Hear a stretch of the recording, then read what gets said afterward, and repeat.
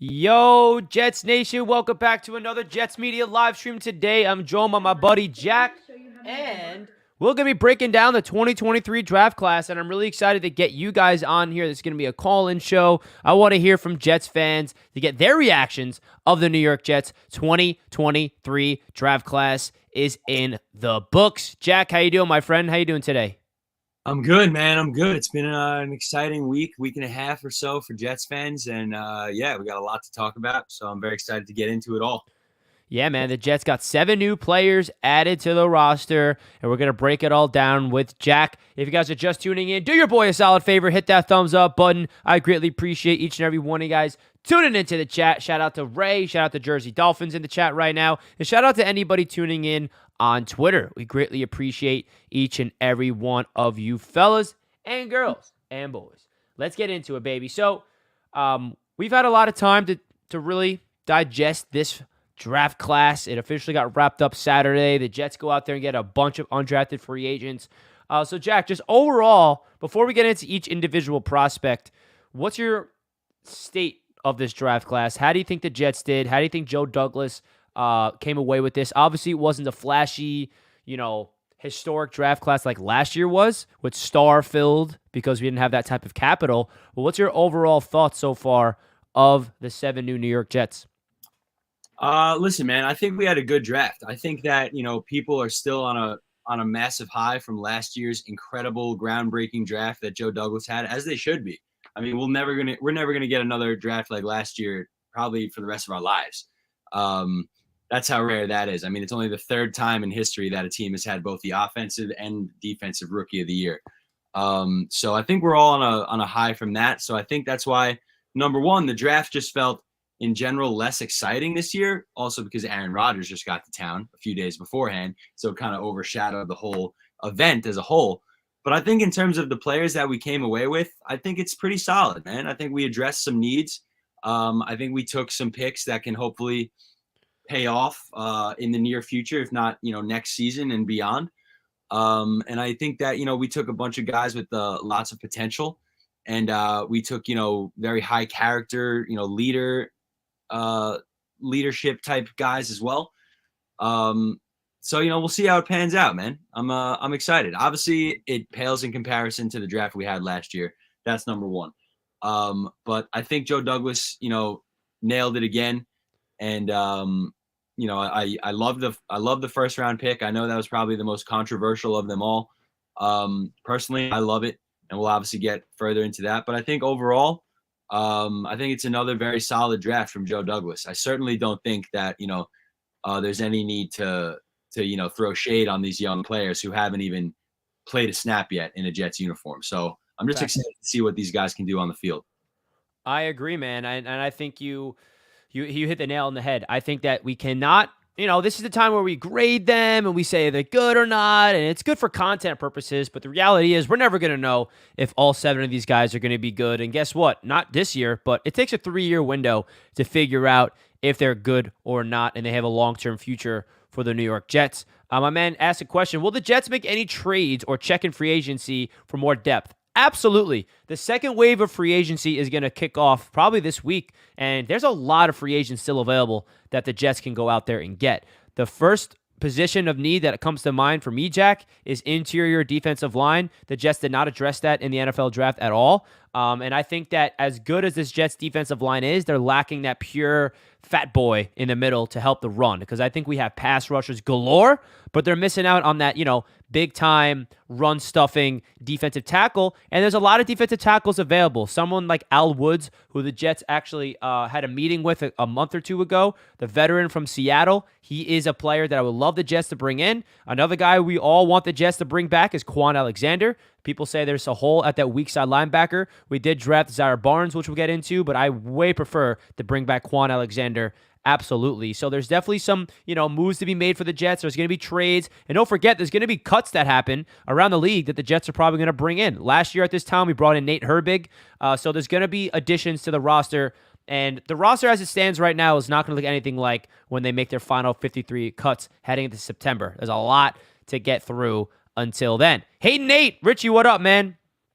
What's good, bro? Shout out to everybody in the chat. We appreciate each and every one of you guys tuning in to another Jets Media Show. Make sure you guys hit that like button on your way in if you did not already. Before we go any further in this live stream, we're going to hear a quick word from the sponsor of Jets Media. As you guys are familiar by now, Manta Sleep is the proud sponsor of Jets Media. If you guys want to use my code JETS, Jets, to get your Manta Sleep mask down below in the description, that would be awesome. Manta Sleep gets you the best sleep mask on the market, gives you 100% blackout. If you have trouble sleeping or you know someone, a loved one that has trouble sleeping, maybe someone older, maybe someone, they even have stuff for kids as well, this is the sleep mask to get. Again, it's 100% blackout. It's really freaking comfortable when you put it on your face. I promise you guys, this is a phenomenal product. And the way that you can support Jets Media is by supporting the sponsors here on Jets Media. So if you guys want to check out Manta Sleep, I'll leave the link down below in the description. Use promo code JETS to sign up. Let's hear a quick word to get a little more details on Manta Sleep.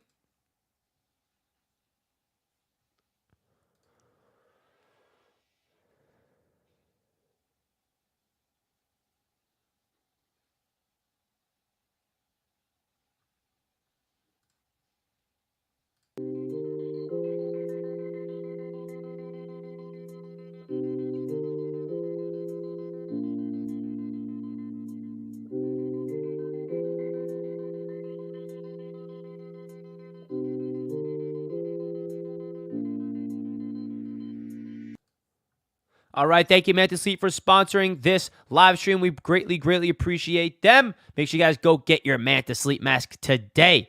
All right, Jack, let's get further into the draft class. We heard your thoughts already of Will McDonald. We're going to break him down, but I don't think we heard from you about Joey Tippmann, baby. The New York Jets' new center that we're hopeful is a franchise center for the long term. So what's your overall thoughts of the Jets getting a center? And I think me and you have been on the same wavelength with this since Nick Mangold retired. Draft the center. Get the center. We need a freaking franchise center. And they finally did it, Jack. Whether it was last year talking about Tyler Linderbaum, 2 years ago talking about Creed Humphrey leading up to the draft. We're always talking about the Jets drafting a center. They got him. What's your thoughts, man? 6'6", 317-pound monster that's versatile, that can do a bunch of things. Great communicator. What's your thoughts about Joe Tippmann, man? I'm stoked on it, man. I mean, you hit the nail on the head. I mean, as you know, the Jets have been in quarterback hell for the longest time until now, obviously. But one position we were kind of blessed at for a long time was center. I mean, we went from Kevin Mawai to Nick Mangold. Just had two absolute dogs at the center position for a long time. And then, Connor McGovern has definitely been a solid player. But drafting a rookie like Joe Tippmann, who not only has experience at center, but has experience on the interior offensive line as well at the guard spots. So he's versatile. Obviously, we want him at center, though. Connor McGovern also has experience playing guard in the NFL, so that's something interesting to think about. Who knows what's going to happen there? But Joe Tippmann is a big boy, super athletic. I can totally picture him pulling Breece Hall, running right on his ass and just plowing down the field for an easy, 7-8 yards every time. I mean, this guy looks like an absolute beast. And I love the versatility. A lineman coming from Wisconsin. I don't know, man. I love it. I think it's a great pick. And I think hopefully this guy is going to be, a rock solid, beast on this offensive line for years to come. Yeah, I agree, man. Going into the second round, I wanted one of John Michael Schmitz or Joe Tippmann. I was like, we need a center. Those are the two best centers available. You can either say which one's the best, so we'll figure out which one. John Michael Schmitz goes to the New York Giants. The Jets take Joe Tippmann, and I think that Jets fans are going to really like this guy. He's got the waterfall, as Joe Douglas referred to it, as in a mullet. He's got a great personality, and he's a 6'6" center, Jack. They don't make centers that size. They just don't. I mean, He's the same size height-wise as Carter Warren, the tackle that we brought in from Pitt. So this guy has a tackle build that can line up at center and can plug in at guard. And I agree. I hope that he doesn't have to plug in at guard at all. I want him to be the center for the foreseeable future. And the way this offensive line is shaping out, Jack, I'm liking it. I think that the depth that they're adding, we missed out on offensive tackle in the first round, but that's okay because we get an offensive tackle in Carter Warren in the fourth round from Pitt, who, by the way, was supposed to be a second to third round pick, and scouts were raving about him heading into this season to be one of the top offensive tackle prospects. But unfortunately, he went down with a torn meniscus after his 5th game in Pitt this year, which is why he slid to the New York Jets in that 4th round. What I like about Carter Warren, Jack, is he has every single tool that you need as an NFL offensive tackle spot physically. He's got the length, he's got the size, he's got the wingspan, and his strength is pass protection. And a lot of scouts are raving about him. Joe Douglas was speaking glowingly of him, and they're so happy to get the value of him all the way in the 4th round. Again, someone that was even borderline first-round pick talent heading into this year in Pitt, his final year at college, but he tore his meniscus, which is why he slid all the way to the 4th round. So the Jets missed out on their offensive tackle in the 1st round, but what's your thoughts of them getting a guy in Carter Warren in the 4th round? Because remember last year, the Jets get Max Mitchell in the 4th round. Nobody had any expectations for him as a rookie. He plugs in as a freaking rookie. He looks pretty darn good. And I think Carter Warren could potentially provide depth at that spot, and maybe he's even a future starter at that tackle spot. I agree, and this is something we've seen Joe Douglas do before. Is I don't want to say reaching because it's not a reach whatsoever, but getting somebody for incredible value that has past injury concerns. I go back to thinking about a guy like Bryce Hall, who could have been like a 2nd rounder. We ended up getting him in the 5th, I believe, because he had a terrible ankle injury his last year of college, something like that. So this kind of, it's just, we did this in the undrafted free agency signings as well with that guy Brownlee, I believe. Is that another player that Jason Brownlee? He was projected as maybe a 4th or 5th rounder. Ended up going undrafted due to an ACL injury that I believe he sustained. So this is Joe Douglas getting value for a player with sky high potential. That's obviously has some injury concerns. But you can't bank on that. You can't let that stop you from drafting a player if they're on your board and they're available and it's a position of need. And that checks all 3 boxes for us because we needed a tackle. We finally got one. I love that Warren is a Jersey guy as well, by the way. He's apparently a Jets fan, was very emotional when he got the call from the Jets. So I love that. He's going to be playing with a chip on his shoulder as a guy who was, projected, who could have got drafted a lot earlier, but obviously didn't due to injury concerns. So who knows, man? He could be an absolute beast. He'll be competing with the likes of Becton and Dwayne Brown and Max Mitchell. So we'll see what's gonna happen, man. But I'm excited. I love bolstering up this offensive line. I want these offensive line battles at tackle and at center. I want them to be kind of like done soon, though, if that makes any sense. Like we gotta get this line solidified. We gotta find out who's gonna be snapping the ball to Aaron Rodgers, number one. But we gotta Tippmann's gonna win that. Yeah, I believe so as well. But we gotta get that solidified ASAP. Yeah, I know. Get those guys gelling together and protect Aaron Rodgers. And talk about the offensive line, Jack, the depth. I mean, this is the deepest this Jets offensive line has been, I think, especially when you consider the people behind the starting 5. If you want to just project the starting 5, I think it'll be hard to predict Dwayne Brown not starting at left tackle just because he's 38 years old. He's kind of a win-now move. The Jets are in win-now mode right now. So if I had to project the starting 5, I think I might put Dwayne Brown at left tackle, Tomlinson at left guard, Tippmann at center, AVT at right guard, and Becton at right tackle with Carter Warren and Max Mitchell as the backups. But anything else can happen. Maybe Mekhi Becton beats out Dwayne Brown at left tackle, and they love Max Mitchell so much that he's at right tackle. Who knows? But another thing about the offensive tackle depth, Jack, that we can't forget, we have Dwayne Brown, we have Mekhi Becton, we have Max Mitchell, we have Cedric Ogbuye, but you know who else we have at tackle? Elijah Vera Tucker. Yeah. He's the emergency tackle. And I think that's a big reason why the Jets brought back Connor McGovern, why they signed Wes Schweitzer, why they got Tristan Colon, where the interior offensive line is so deep to the point where, say there's so many injuries at the offensive tackle spot, all right, you slide AVT to right tackle like he did last year and played really good, and then you plug in Connor McGovern at right guard. And I think that's another part of the dimension of this offensive line that Joe Douglas is trying to build is the versatility. And that's the key word here, is the versatility of this offensive line. AVT is the most versatile player on this entire offensive line, can play all 4 positions. He's got to take a snap at center eventually, just so we can say he's played all 5. But we got AVT play all over. Connor McGovern can play on every single position on the inside, and I think the versatility and the depth is there. But obviously, we're hopeful that we can finally just get a healthy Jets offensive line, because that's what's going to make this. The Jets have potential to have a great offensive line, but that depends on the health. We're not going to be great if we're injured. We'll be good with injuries because we have depth. But the way we get great offensive line production is Mekhi Becton's healthy, AVT's healthy, Joe Tippmann stays healthy, and Dwayne Brown and Tomlinson stays healthy. So how do you think that 5 looks? I like it, man. I think that's probably the 5 that's going to end up happening as well. But who knows? I mean, this is going to be an absolute dogfight between these guys in training camp. Everybody wants, the starting job. No one's going to be satisfied with being a backup. All these guys are hungry to prove themselves. I think Mekhi Becton especially. I'm very, very hopeful for Mekhi Becton this year, and I'm very excited to see what he's able to do. Now that he's shed some weight, he looks really good. He looks healthy. He looks happy. He looks determined. And, that's not somebody that we want to have to label as a bust. I think this is a make or break year for Mekhi Becton. Speaking of Mekhi, Jack, not to cut you off, but there's some news that we're waiting for with Mekhi Becton. Probably either today or tomorrow, if the Jets going to pick up his 5th-year option, because the deadline I think is tomorrow or something, where we're going to get an easy. I think that's an easy no. Yeah, right. So if it's a no, then that means that this is a contract year where he's a free agent after the season.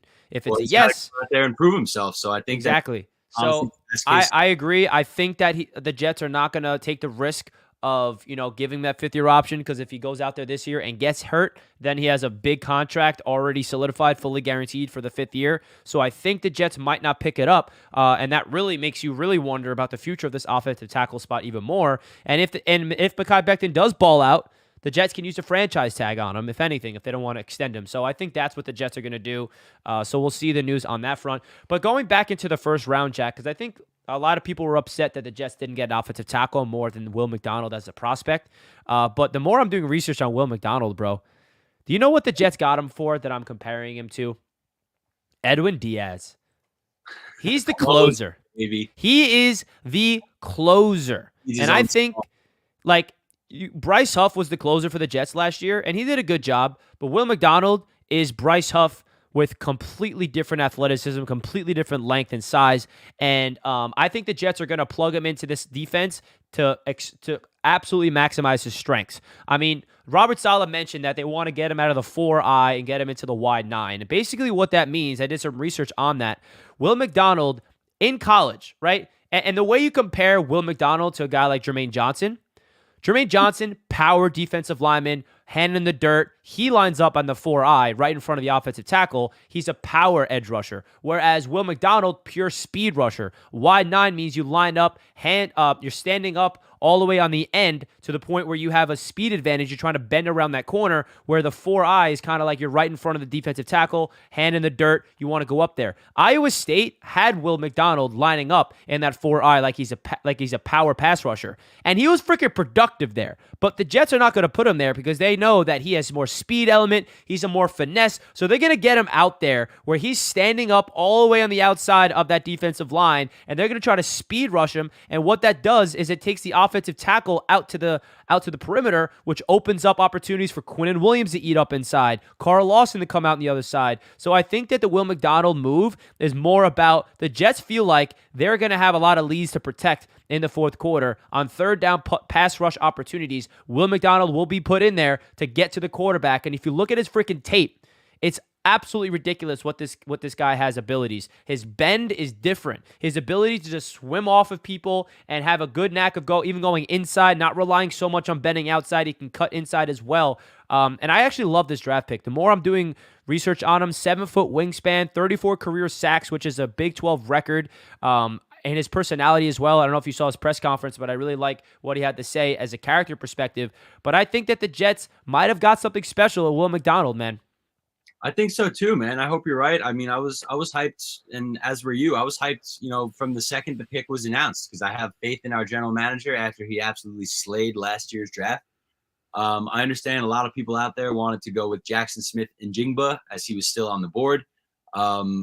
Listen, man, the fact of the situation is that if the Jets wanted to draft him, they would have.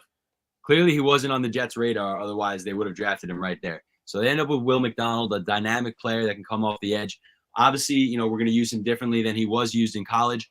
But just the fact that, he played a totally different, basically a different position in college.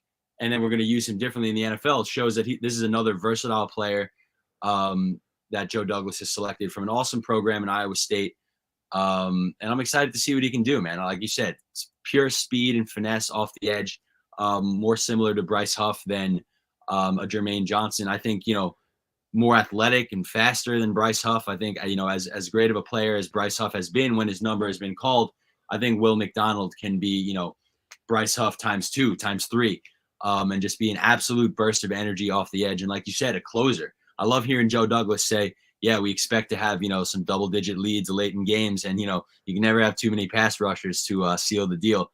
Love that, man. I love that. If that's the reality of what we're watching next year, sign me the hell up and show me some Will McDonald out there, man, because I think he can be an absolute monster coming off the edge with his size, with his speed. Obviously, he's a bit, he could maybe put on, 10, 15, 20 pounds. We'll see what direction they want to go there. We'll see if they even have that in their minds. Maybe they loved Will McDonald because of his size and because of his speed.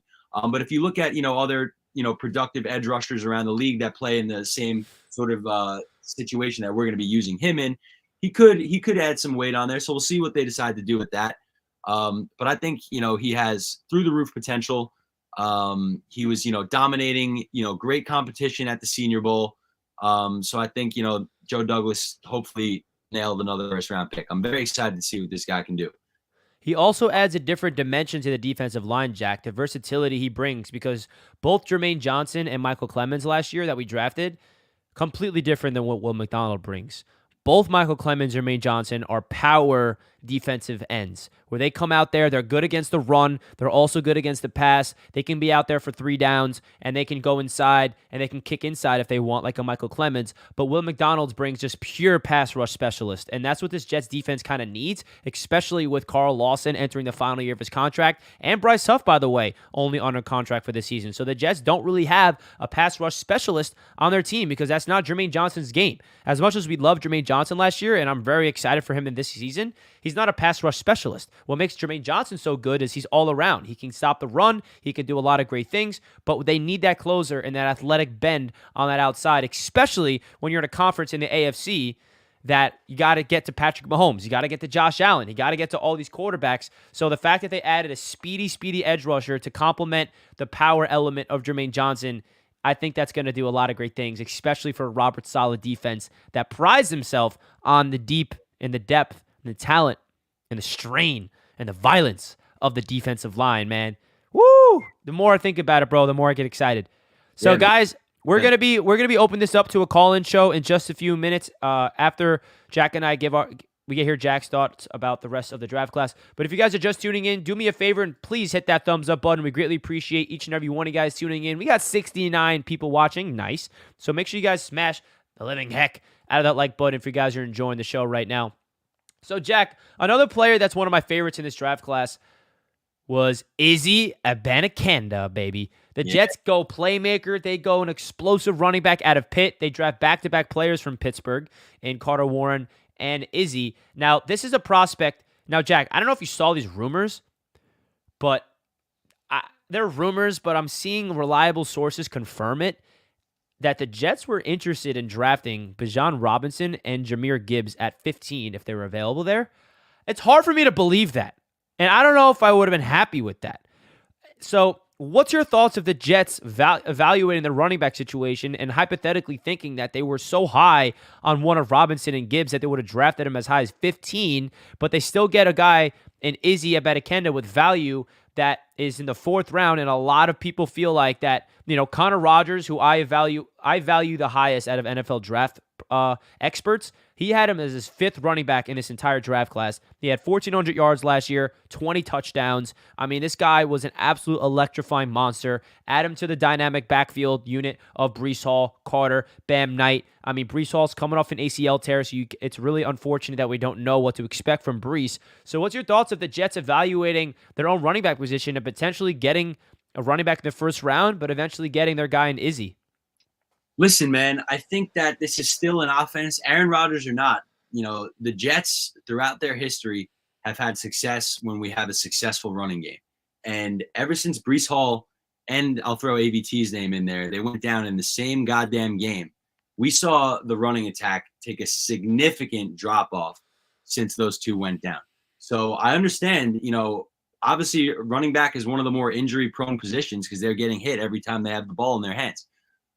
So, I kind of understand them, wanting to get another absolute stud at the running back and, make life for this offense easier, make Aaron Rodgers' life even easier. Obviously, Aaron Rodgers is the best quarterback we've had in franchise history, and we're looking forward to seeing him air it out this year.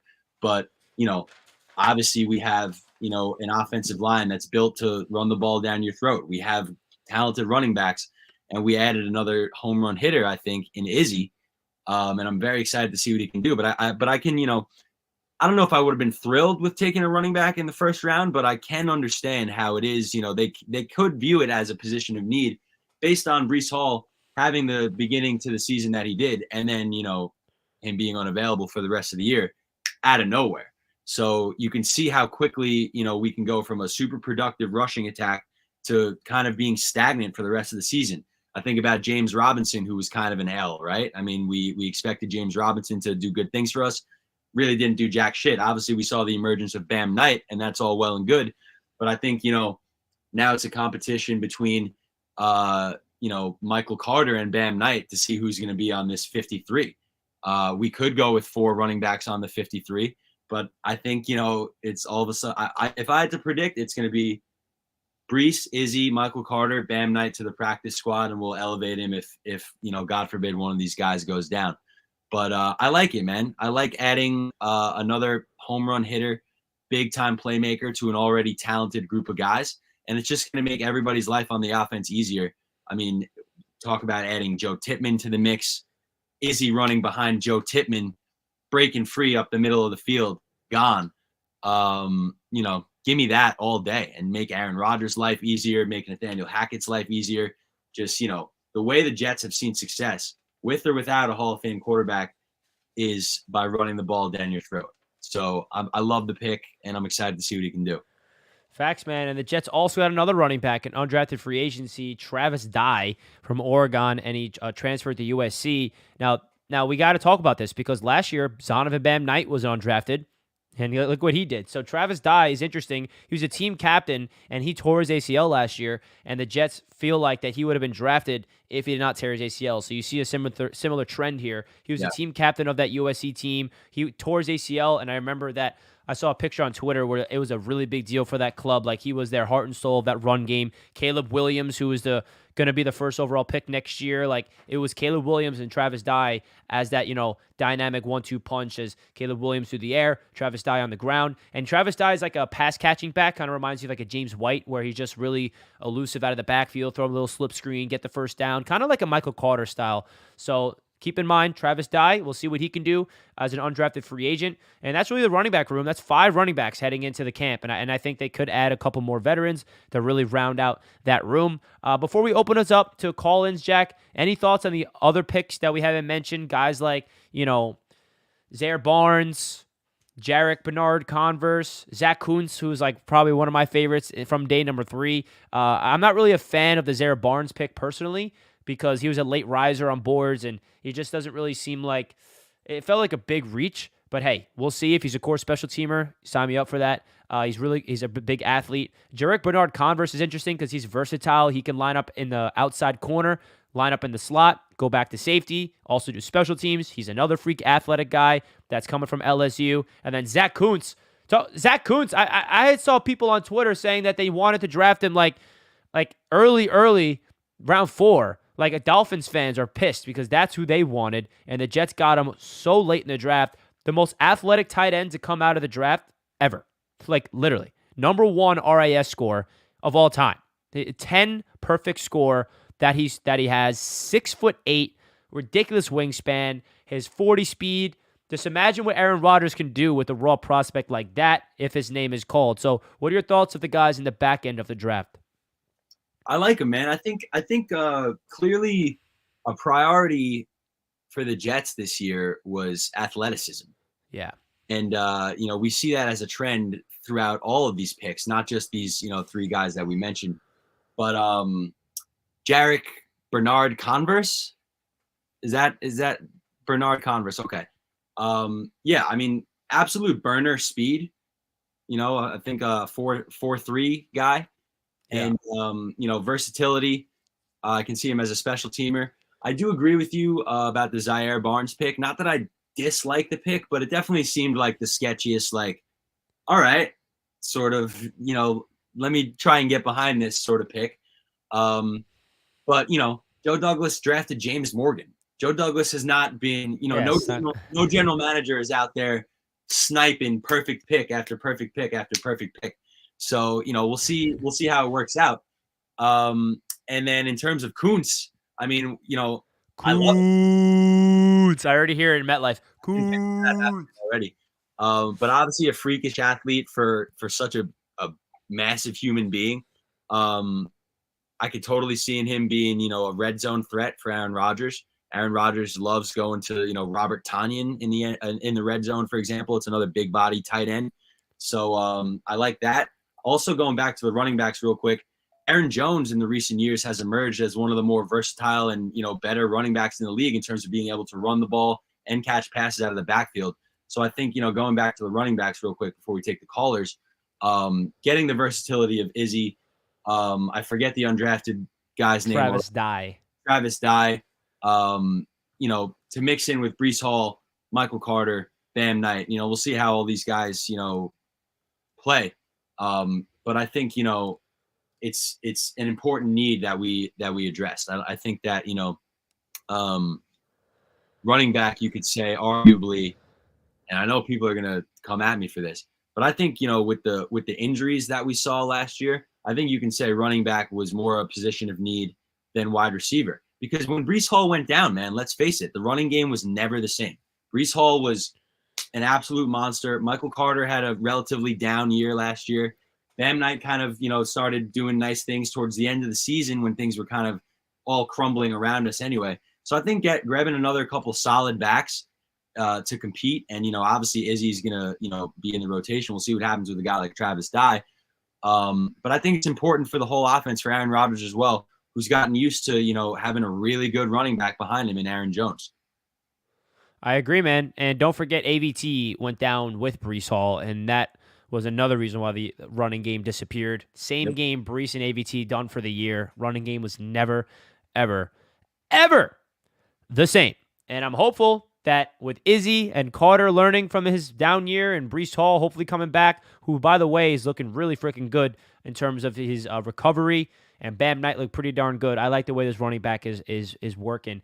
So, guys, I put the call-in link in the top of the chat. If you guys want to call in, ask Jack, myself some questions about the draft, get your thoughts about the draft, feel free to join in at the top of the chat. So, Jack, one thing about the draft that I wasn't in favor of personally, and you guys, and we had these discussions, you and I, a lot. I wanted them to draft a wide receiver. Now, I'm not saying that I needed that. It had to be JSN or had to be somewhere in a premier pick. I thought they'd draft a receiver late, at least, like to add, because if you think of it from the depth perspective, we have 5 receivers, and Denzel Mims entering the final year. And this is where I look at it, Jack. You like the way the wide receivers look on paper this year, but the way I look at it, dude, we only have Garrett Wilson and Alan Lazard under contract for next season. And that's why I wanted the Jets to draft one, because after this season, Corey Davis, free agent. Denzel Mims, free agent. McCole Hardman, free agent. Who's on this Jets team at the wide receiver spot besides Garrett Wilson and Alan Lazard next year? Which is why I wanted to draft one, get one under the rookie contract, so we can have more long-term stability at that spot. Hopefully, maybe one of these undrafted free agents will pop off. Maybe the Jets will add a veteran like Randall Cobb. I don't know. But the long-term perspective of this position, I'm a little worried about. And the fact that they did not draft not one wide receiver, not even the later rounds, kind of irks me a little bit. But we'll see. And maybe one of these undrafted free agents will pop off. I can understand definitely, not drafting a wide receiver at all in, the 7 rounds of the draft is kind of concerning. I still stand by, and I think you feel the same way. I didn't want to take one in the first round, regardless of who was available. I mentioned him earlier in the stream. I'll mention him again because the more I hear about this guy, Jason Brownlee, the more I like him. And obviously, he's an undrafted free agent, so we'll see what happens. But he's a guy that could have gone in the 4th, 5th, 6th round. Obviously, had injury concerns towards the end of his collegiate career. But this is according to Connor Rogers on Twitter. He was in Connor Rogers' top 300 players, who you mentioned that you respect his opinions on the draft a lot. 244th overall. According to Connor Rogers, huge catch radius, and he caught 31 of 69 contested targets over the last 3 years, according to PFF. So we'll see, man. I mean, I understand what you're saying. The long-term depth at this receiver position is not the best, is not what it could be. Obviously, we lost Elijah Moore. Didn't want to be here anyway. Good riddance. See you later. Smell you. Go enjoy, playing with that, predator quarterback, but whatever, that's a story for another time. Losers in Cleveland. But anyway, I think we're good, man. I've said this before the draft. I caught some flack for it on Twitter. But listen, man, I'm confident with our wide receivers. I really am. The one thing I will say, let's see Garrett Wilson at these games with Aaron Rodgers. I know him and Alan Lazard are boys, but he was with Brees. But Aaron, I know he's with Brees, but Aaron, Garrett is your number one. Garrett is. Let's see that. So let's see that connection between Aaron Rodgers and Garrett Wilson. Yeah, man, I agree, man. I have high hopes for these wide receivers, including some of the undrafted guys we brought in. Yeah, and to talk about the undrafted guys real quick, Jack, the Jets brought in 4 total, including Jason Brownlee. They brought in a guy in E.J. Jenkins, who kind of reminds you of a Lawrence Cager because he's a tight end / wide receiver hybrid. 6'7", ran a sub 4.6, 6'7", 245 pounds from Georgia Tech. So this guy could be a red zone target. Another guy that we have to keep in mind is T.J. Luther from Gardner-Webb. This was a guy that a lot of NFL teams were trying to scrimmage and get this guy and scrambling for the undrafted free agency pool. The Jets actually gave him a hefty guaranteed money to get him to come to the Jets. And his name is T.J. Luther. He's a kick return special teams specialist. He had 63 catches, 1,166 yards, 8 touchdowns, averaged 18 yards per catch at Gardner-Webb last year. That was one of the most prized undrafted wide receivers, and the Jets landed him. And another guy who kind of reminds me of like a Greg Dortch, Xavier Gibson. He's a 5'9" slot receiver, speedy, really great after the catch. He took a lot of 80-yard slants to the house because he had that next level yak speed. But his size and his route running is what made him go undrafted because he's 5'9". So those are 4 guys. We'll see how they compete in camp. And another guy on this team that not a lot of Jets fans are probably thinking about is Irvin Charles. Irvin Charles was brought in last year as an undrafted free agent, if I believe. And he's right now wide receiver 6. And apparently a lot of coaches on this Jets team is raving about him. And I actually saw Irvin Charles when I went to the Die Hard interview for the Jets segment that I was on. I went to the hotel to go to the bathroom or whatever, and I saw Irvin Charles check in. And I'm like, oh, shit, Irvin Charles, what's up, man? But, yeah, Irvin Charles is someone to look out for to compete because they probably want to go into the 53-man roster with 6 wide receivers, right? So we have 5, right? Garrett Wilson, Lazard, Hardman, Corey Davis, and Denzel. Who's going to be that 6th guy? It's going to be one of these undrafted guys. It's going to be maybe Irvin Charles, or maybe it's not even Mims. Who knows? But we'll see what happens with the wide receiver spot. Xavier Gibson. I mean, we all know that we lost our return man in Braxton Berrios. One more stat on Xavier Gibson: 4 punt return touchdowns in the last 3 years. So we know that he can be explosive in terms of doing that as well. Maybe he could be the special teams guy. We'll see if he makes it on the roster. If it's just for that.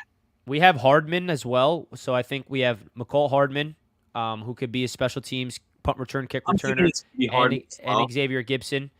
Even Izzy is a good kick return specialist. Bam Knight as well. So, losing Braxton Berrios, that's a hole in this team that they got to fill. And it's going to be probably a big competition all training camp to fill that void of that kick return, punt return specialist. You're 100% right.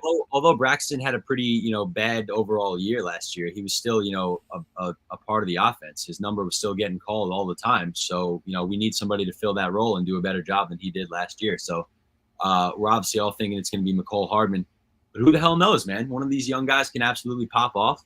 Obviously, Hardman is a burner that we can send on a go route and make a play at any time. But we'll see who really ends up filling that Braxton Berrios role. I'm curious to see who that's going to be. Reminder, guys, if you want to call in, the link is open. So click the link at the top of the chat. Jack, I was watching a lot of Rodgers highlights yesterday because the Jets posted it. Hmm. And I also was watching a lot of just Rodgers interviews and stuff. And there's something about his game that's going to open up this Jets offense that I don't think we're used to as fans is the deep ball. Oh Like my, the deep ball is about to be there. I mean, oh, he has one of the prettiest deep balls ever. So like Alan Lazard is a deep threat. Garrett Wilson's a deep threat. McCall Hardman's a deep threat. Like I'm excited for that dimension of this offense to work out. Like we were hopeful that Zach Wilson can be that guy because he has the cannon, but it didn't work for him obviously. So I think that with this offense just becoming this opened up where Rodgers steps back and just flings that thing 50 yards down the field. I mean, It's gonna dude, be freaking beautiful to watch. we went from a quarterback in Zach Wilson who could make zero throws to a quarterback in Mike White who could make the throws, but had no protection, ended up cracking ribs, came back, didn't look very good. So Didn't that have a deep ball at all. fizzled out before us. No deep ball. Here's Aaron Rodgers that can make any throw to any player. So not only am I excited for Arguably the greatest quarterback to ever throw the football in terms of just strictly just throwing the ball. yeah, I agree. And one thing I'm so excited for this year, I mean, which was kind of a letdown for us last year, it comes down to shitty quarterback play, obviously. But I'm excited for the emergence of the tight end. How long have we been waiting for a tight end to really pop off? And it doesn't have to be just one of them. I love Uzoma. I want to get deep there. I want to get Uzoma more involved. I want to get Tyler Conklin more involved. Tyler Conklin, should have had a better year than he did last year.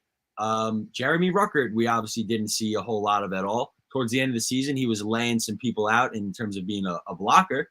And then we drafted an athletic freak like Kuntz this year. I'm excited to see what the tight end position can achieve in terms of, being a receiver as well. We know Aaron Rodgers loves to go to the tight end. And I'm excited, man. We have, four talented guys at that position. You can argue 5. Quarterback. Yeah. And when we finally have Yeboah. With Yeboah, exactly. When we finally have a quarterback that can, make all the throws and find the open man, I'm really excited to see what these guys can do, man. I mean, I remember a tight end screen to Uzoma last season that, went for 30 yards or something like that. Let's see more of that. Let's see more Tyler Conklin over the middle of the field.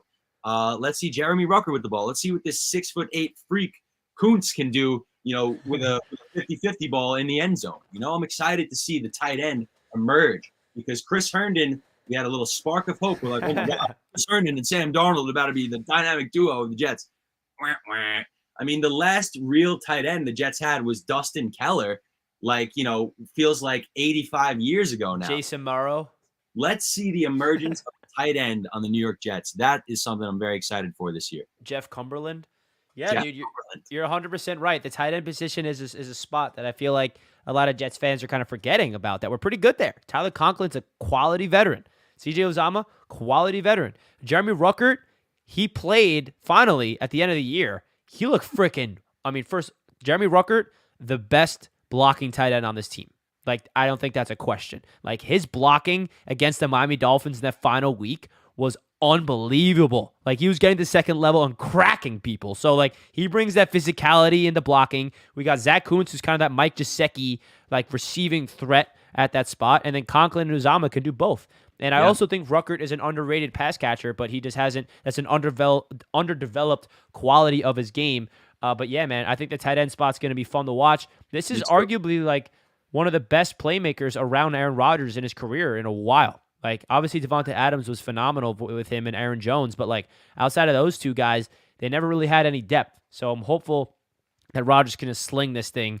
And the Jets just got to be decent on offense because of how good the defense is. Absolutely, man. I couldn't agree more. I'm very excited to see how the tight ends look.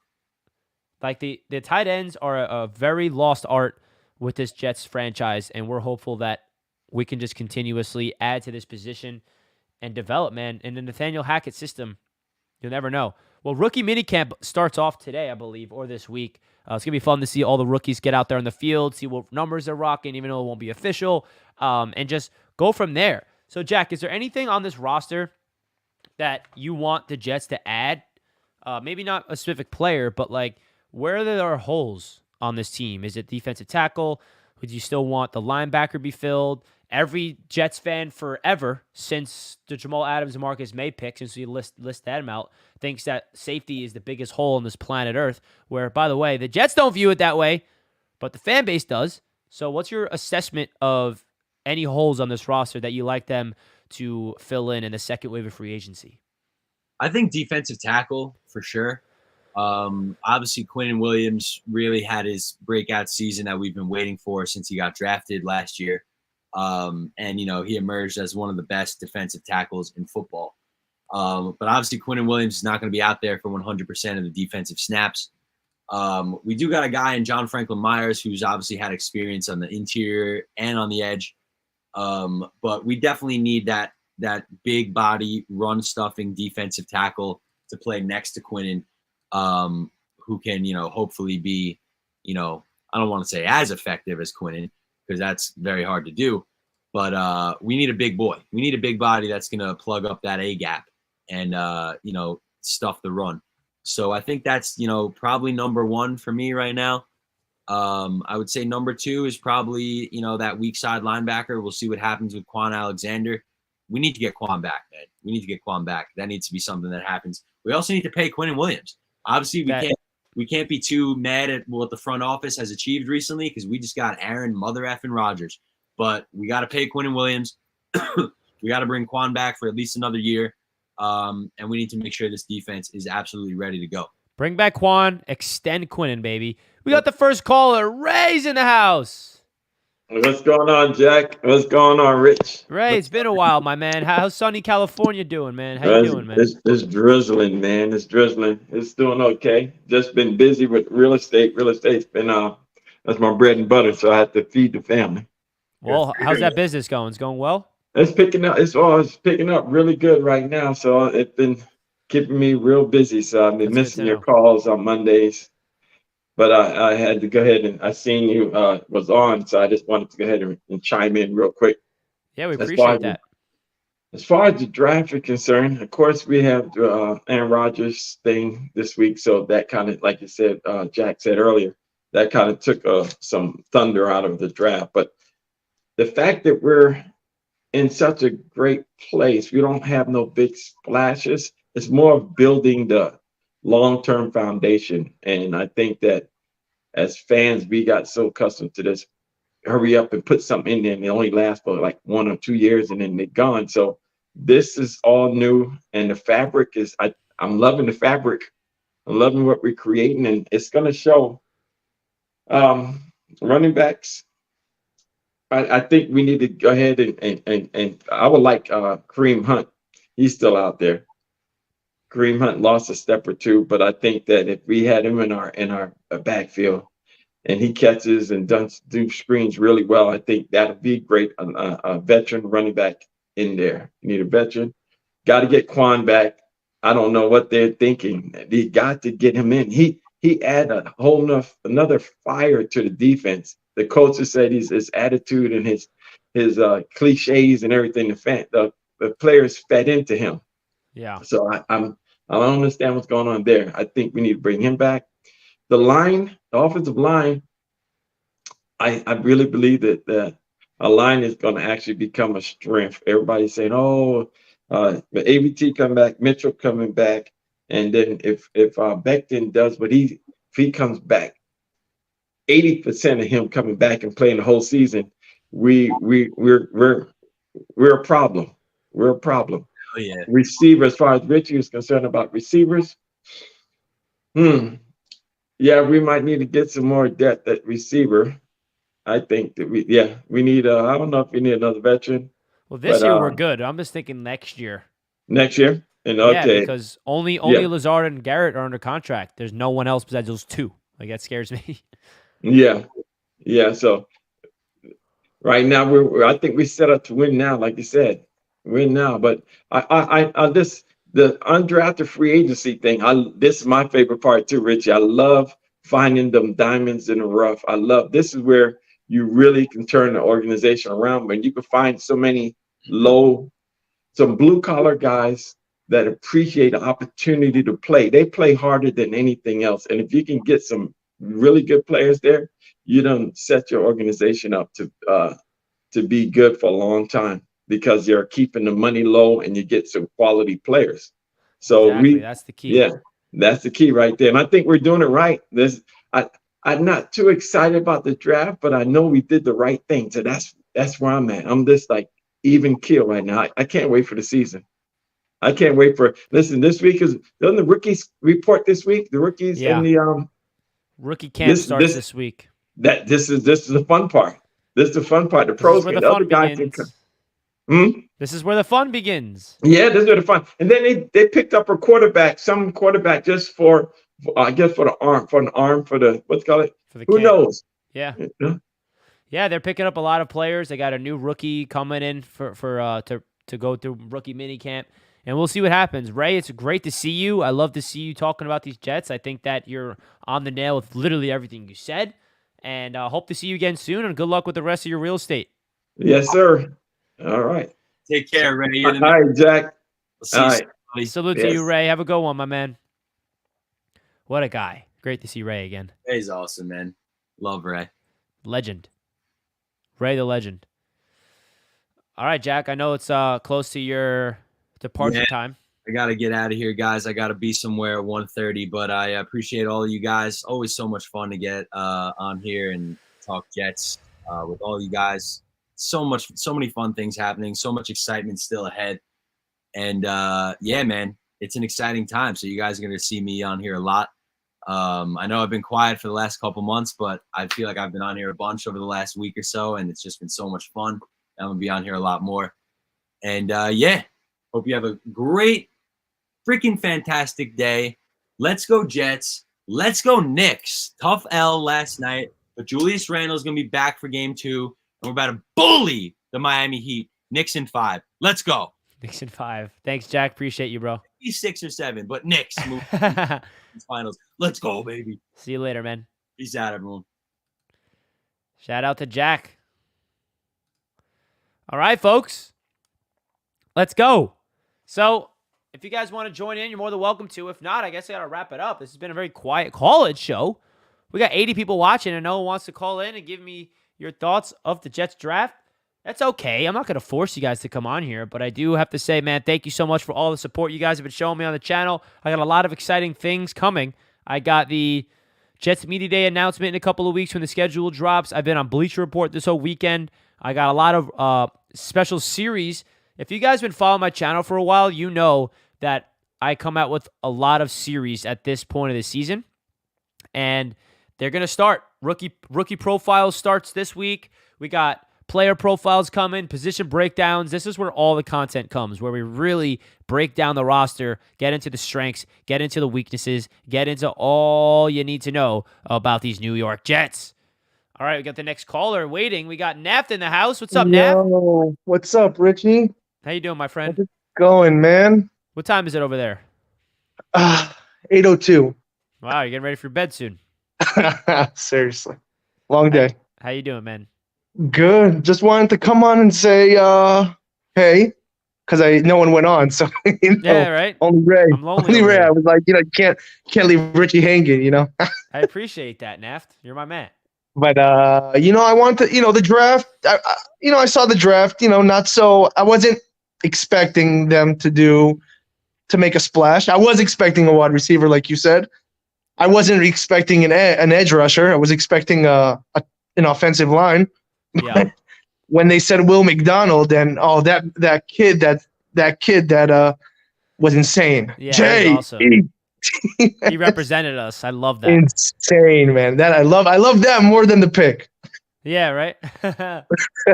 But I was expecting a little bit of help with the O-line. But we got Rodgers. We got Rodgers, and that's what I'm saying. Everyone complaining about the draft. Remember that we have freaking Aaron Rodgers. Exactly. And listen, you have to remember that we came into this draft knowing that, we're not. There wasn't anyone that I was looking at like last year when last year we got Sauce and we got Jermaine and we got Garrett, and I'm like, wow, that's insane. Like in one round, 3 picks that turned into be two of them turned into be the the rookie of the years, offensive rookie and defensive. And this year, I wasn't really looking forward for the draft. I knew they weren't going to do anything. I actually thought they were going to trade back, like maybe even get into the mid-20s or something. But the edge is good. It's always good to stack up on defense. Defense wins championships. Absolutely. Robert Saleh's defense needs more, a little bit more, as much as you can get. Oh yeah, he's the closer. But exactly, that's it. McDonald's But I'm looking forward. I'm just looking forward for the season, man. I wasn't really hyped up on this draft. There are some drafts that I was hyped up on in the past, and I just knew that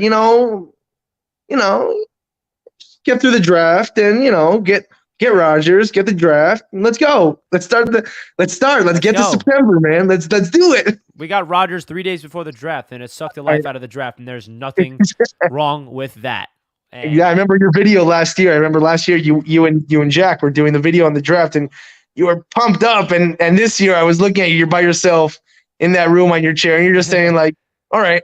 Yeah, we got Rodgers, so it's all right. I mean, we'll provide depth, and that's a good thing that we're not relying on getting stars in this year's draft like last year. That tells you how far we've come. That we don't have top 10 picks. We never want to draft in the top 10 again. Okay. Exactly. Unless it's someone else's pick. Hope the Lord and hope to die. Yeah. Right. Well, Nath, it's great to see you, man. Listen, next year I want the 32nd pick. Yeah. Well, hopefully the Packers are picking 32nd with that pick. In Hebrew we say Bezrat Hashem. Bezrat Hashem. Bezrat Hashem. Nice. Good job. Nice. That's what you said. I love it. All right, Nath. Great to see you. All right, man. Good talking to you.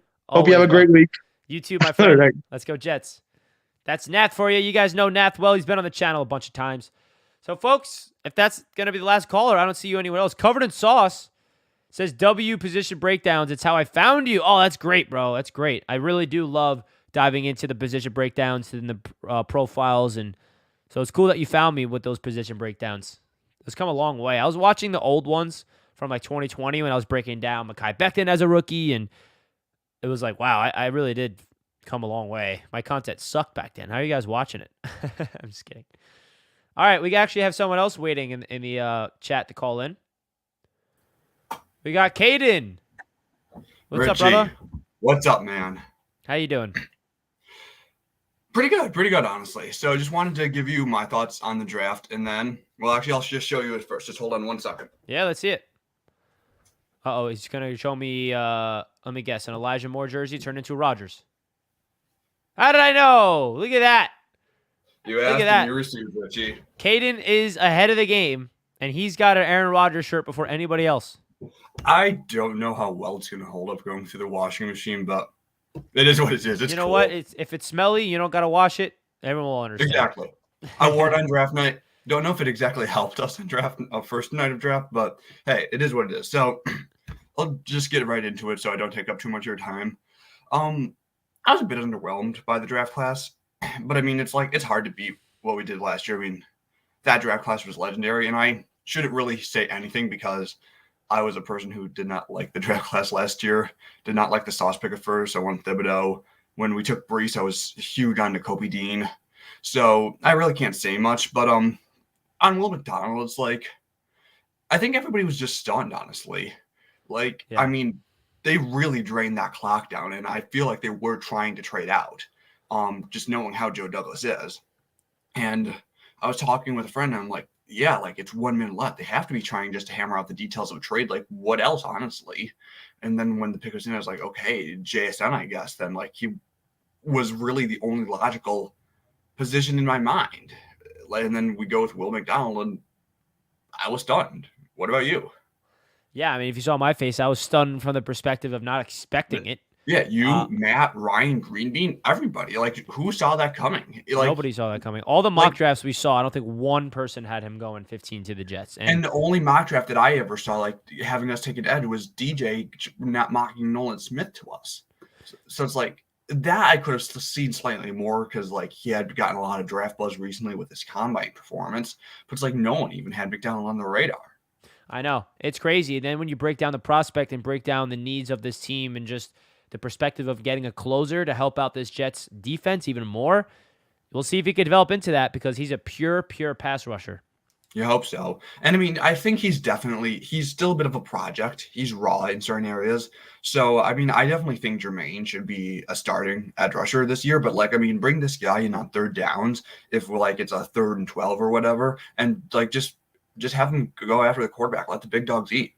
Yeah, exactly. That's his role. He's going to be in there for pass rushing situations, 3rd and long, and just go out there and get to the damn quarterback, man, because he's got a lot of upside, but he is still raw, and hopefully he'll translate. I mean, we can't expect this guy to get 12 sacks right out of the No, gate. not at all. We'll be lucky if he gets like 6.5, 7 plus. That's what would be a successful rookie season for me personally. So we'll see, man. He broke Von Miller's you gotta hope all-time that he sack can turn record into in college. an eventual, like, everyday starter, like, in a couple of years. That's what you do hope for with him and Exactly. Jermaine. So that's what you hope for. But then on to Tippmann. At first, I was a little bit disappointed because JMS was my draft crush throughout the entire draft. I loved JMS. Like, I mean, and it was obvious the Jets did too. I mean, they had a top 30 visit with him. They were at his pro day. They, like, interviewed him at the Senior Bowl, and they did multiple other interviews. It's like, it's obvious that they loved him. And with him being on the board, I was like, it has to be JMS, right? And then it was Tippmann. So it's like, at first I was just a bit disappointed, but it's really growing on me. I love his style with his mullet and then just, like, his walking around with the cowboy. How can you not like that? Yeah, right. And being 6'6" and providing versatility and like, Mhm. I mean, Tippmann and JMS, you can argue were like the 1 and 2 centers in this draft. So I wanted either one of them. It really seemed like the thing that set him apart was just his ability to pull and his athleticness that translated best to the scheme, which JMS seemed like did not have. He was just like how do I want to say that? He was really more of a center who was just his main role was just snapping the ball. He didn't seem like one that would pull much. Yeah, I agree. And Which I mean, Tippmann I has still the think ability. he would have been a great pick. Yeah, I agree. And I think that Tippmann's athleticism like kind of separates him, and Douglas prides this offensive line of versatility. And I think that was a difference maker between him and JMS. With the Jets And then just perspective. for the other quick picks, I'm excited for Carter Warren. I don't want him to start right away. I'd like to see him develop what Max Mitchell really couldn't do last year. Unfortunately, with the injuries. So I'd hope to see Carter Warren. It's Carter Warren, right? Yeah. My brain keeps saying Warren Carter. Yeah, Carter Warren. Okay. Now you're Yeah, so making me- hopefully he can develop, be what like Max Mitchell couldn't have the opportunity. Hopefully Izzy and all these other guys do well.